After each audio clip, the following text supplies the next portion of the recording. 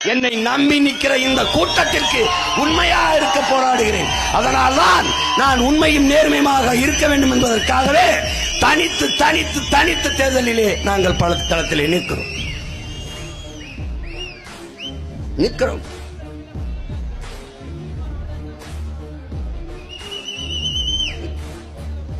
என்ன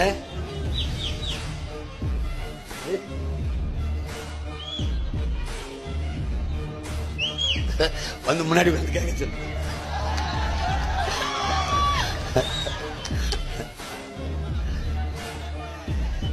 இது பேச்சில்ல, அண்ணன் பேசுவது பேச்சில்ல, அடிமை தேசிய இனத்தின் உரிமைக்கான மூச்சு. இது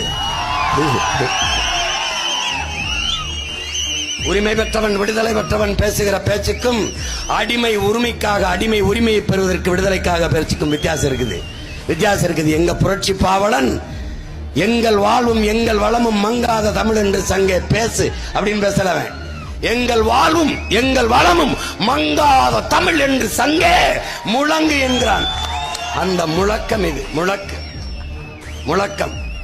முன்னந்தோன்றிய நிலத்தில் முகிழ்த்தவர், மூத்த தமிழ் மொழி குணர்வில் மூத்தவர், தென்னன் பாண்டியன் குமரி குடிமையர், திசையெல்லாம் பரந்துலகை அளந்தவர், இன்னரும் எலிசை நாடகம் யாத்தவர், இந்திய நாவலம் தேயத்து இறைமையர், என்ன வியப்படா இவர்கள் தமிழர்கள் என்றார் தாத்தா பாவலரை பெருஞ்சித்தினார்.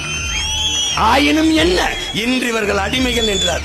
அந்த அடிமை நிலையிலிருந்த அன்னை தமிழ் சமூகத்தை மீட்கவே காக்கவே பெரிய அரசியல் புரட்சி படையை திரட்டிக் கொண்டு தாத்தா உன் பேரன்கள் கிளம்பி வருகிறோம் என்பதை அருமை தமிழ் சொந்தங்கள் நினைவில் கொள்ள வேண்டும்.